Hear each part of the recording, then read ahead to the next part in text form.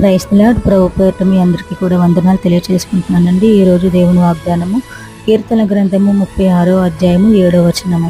దేవా, నీ కృప ఎంతో అమూల్యమైనది, నరులు నీ రెక్కల నీడను ఆశ్రయించుచున్నారు అని దావీదు మహారాజు ఎంతో అనుభవపూర్వకంగా రాస్తున్న మాట ఇది. ఎందుకంటే దావీదు మహారాజు ఒకానొక సమయంలోని గొర్రెల కాపరిగా ఎక్కడో ఉండవలసిన వారిని దేవుడు తీసుకొని వచ్చి ఆయన కృప ద్వారా ఆయన్ని దృష్టించి ఇశ్రాయేలు ప్రజల మీద రాజుగా చేసింది ఆయన కృపే కదా అని ఆయన వివరిస్తున్న మాట నిజమే. మనకు కూడా ఎందుకు పనికిరాని వాళ్ళము, అర్హత లేని వారము అయినప్పటికైనా సరే దేవుడు దేని దశలో నుండి మనల్ని ఈ రోజు ఇచ్చిన ఆయుష్ ఆరోగ్యాన్ని బట్టి ఆయనకి మనము ఎంతైనా సరే కృతజ్ఞతాస్తుతులు చెల్లింపబద్దులమై ఉన్నాము. కాబట్టి మనము కోరలేని దాన్ని దేవుడు మనకి ఇస్తున్నాడు అంటే, మనం అడగలేని దాన్ని దేవుడు మనకు అనుగ్రహిస్తున్నాడు అంటే అది కేవలం ఆయన ఉచితమైన కృప మాత్రమే.